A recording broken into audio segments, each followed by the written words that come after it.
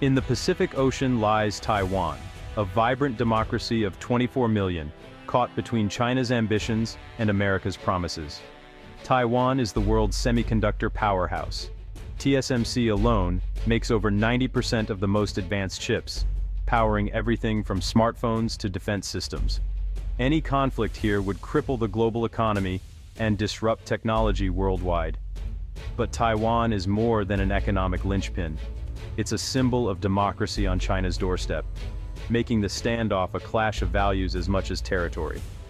As tensions rise, the world watches, knowing a misstep could spark a catastrophic conflict between nuclear powers. The roots of today's crisis trace back to 1949, a pivotal year in Chinese history. After years of brutal conflict, China's nationalist government, led by Chiang Kai-shek, fled to the island of Taiwan. They had lost the civil war to Mao Zedong's communist forces, who established the People's Republic of China on the mainland. The nationalists, also known as the Kuomintang, brought with them not only soldiers and officials, but also hundreds of thousands of refugees, reshaping Taiwan's society and politics for generations to come. For decades, both the exiled nationalist government in Taipei and the communist government in Beijing claimed to be the sole legitimate rulers of all China. Each side insisted it was the true voice of the Chinese people, refusing to recognize the other's authority. The United States, locked in a global Cold War rivalry with the Soviet Union and Communist China, recognized Taiwan as the legitimate government of China. American warships patrolled the Taiwan Strait, acting as a deterrent against any communist invasion and signaling U.S. support for the island's security. But in the 1970s, the world changed. Seeking to open relations with Beijing and counter Soviet influence, the U.S. shifted its official recognition from Taipei to Beijing.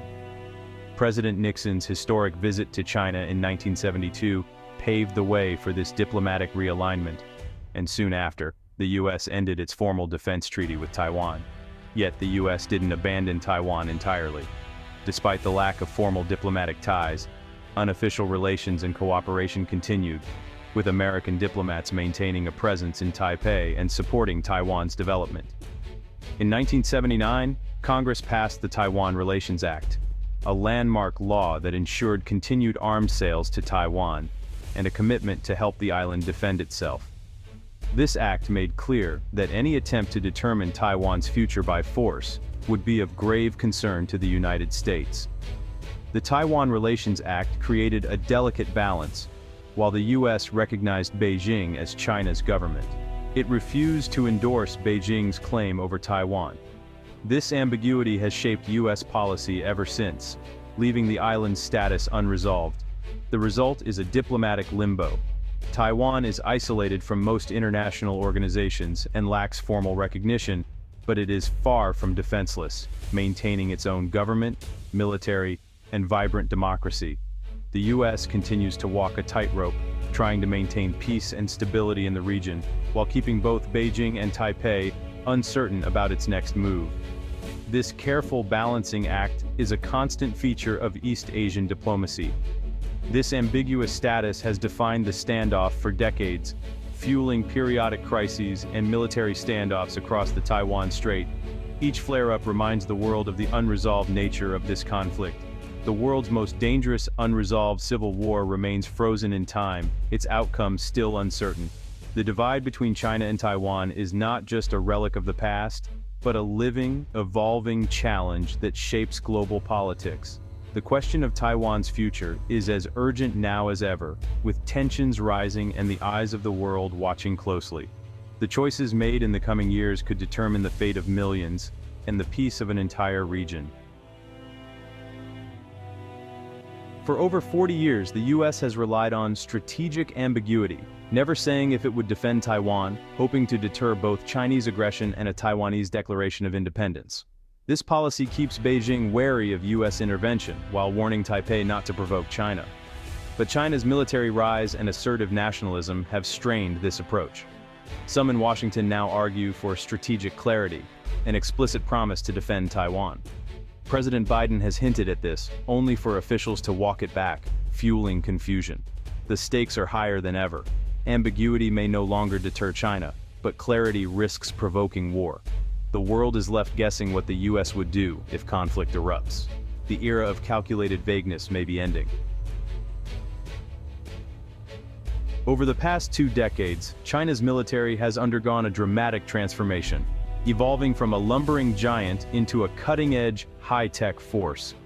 This modernization is driven by a singular strategic focus: preparing to take Taiwan and ensuring that the United States is kept at bay. The People's Liberation Army, or PLA, is no longer just a massive force in numbers. It's now a sophisticated military machine, equipped with some of the world's most advanced technology and weaponry. The PLA Navy has rapidly expanded and is now the world's largest, boasting a growing fleet of modern aircraft carriers, advanced destroyers, and stealthy submarines. These warships are specifically designed for operations in the Taiwan Strait, signaling China's intent and capability to project power in its near seas. China's arsenal includes the infamous carrier killer DF-21D missiles, which pose a serious threat to U.S. naval fleets. Meanwhile, the deployment of stealth fighter jets and sophisticated military drones is challenging American air superiority in the region, making the skies over East Asia increasingly contested. Beyond traditional weapons, China is investing heavily in cyber warfare, space capabilities, and electronic warfare. These efforts are designed to blind, disrupt, and paralyze U.S. forces before a single shot is fired, giving China a potential edge in any future conflict. Along its coastline, China has built a dense network of air defense systems, creating a deadly anti-access bubble. This makes any U.S. intervention in the region not only difficult, but extremely perilous, raising the stakes for any potential conflict. The PLA's relentless buildup and frequent large-scale exercises have shifted the debate. The question is no longer, can China invade Taiwan? But rather, can it do so quickly enough to prevent the U.S. and its allies from intervening in time? Today, military analysts and strategists around the world are running war games that focus on this very scenario: whether China can seize Taiwan before the international community can organize an effective response. As a result, the balance of power in Asia has fundamentally shifted. Regional militaries are racing to adapt, and the strategic landscape is more volatile than ever before. The United States can no longer take its military dominance in the region for granted. Every move is now met with a Chinese counter, and the margin for error is shrinking. China's sweeping military modernization is a direct and growing challenge to the status quo, forcing the world to rethink long-held assumptions about power in the Pacific. With tensions running high, the risk of miscalculation or accidental escalation has never been greater, making diplomacy and clear communication more critical than ever. As the world watches a new arms race unfold in real time, the stakes for peace, stability, and the future of Asia have never been higher. The Taiwan Strait is now a pressure cooker, with near-daily Chinese military flights and naval patrols testing Taiwan's defenses. Massive PLA drills, like those after Speaker Pelosi's 2022 visit, have simulated blockades and missile strikes, rehearsing an invasion. China now ignores the median line in the strait, sending ships and planes across it at will. These actions wear down Taiwan's military and send a message: Beijing is ready to act. The risk of an accidental clash between Chinese, Taiwanese, or even US forces has never been higher. Each incursion is both psychological warfare and real-world preparation. For Taiwan and its allies, this is a relentless, exhausting test of resolve. The standoff is no longer theoretical, it's playing out every day. A Chinese assault would begin with a sudden barrage, missiles and cyber attacks crippling Taiwan's defenses and infrastructure. The PLA would aim to control the skies and seas, blockading the island to prevent outside help. The world would watch to see if the US intervenes. The hardest phase, a massive amphibious landing across the strait, facing fierce Taiwanese resistance on fortified beaches. Even if China secures a beachhead, urban and mountain warfare would be brutal and costly. Tens of thousands could die in weeks. Civilian casualties would be immense. Taiwan's goal: hold out long enough for international help.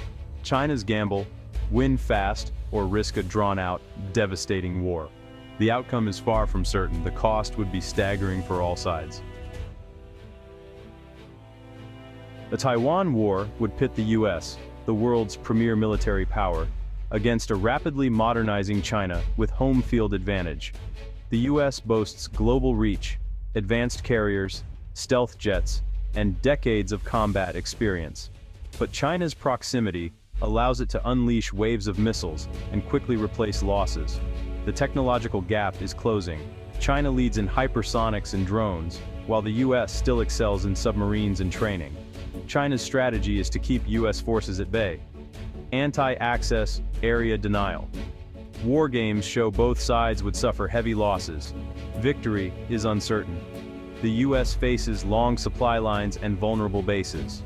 China must cross the strait and defeat a determined defender. Any conflict would be a grinding battle of attrition. Even a win would come at a terrible price. A Taiwan war would quickly draw in other powers. Japan, dependent on sea lanes near Taiwan, would see its security threatened and likely join the fight if US bases are attacked. The Philippines and Australia, both US allies, would be pulled in by treaty and geography. South Korea and Europe would face immense pressure to pick sides, risking economic and security fallout. Russia would back China, hoping to weaken the West. Many nations, tied to China's economy, would be forced into impossible choices. The world would split into rival blocs, shattering the global order. A local war could become a global struggle overnight. A war over Taiwan would unleash global chaos, sending shockwaves far beyond Asia. What might begin as a regional dispute could quickly spiral out of control, drawing in major powers and destabilizing the world order. Shipping would grind to a halt, cutting off vital trade routes.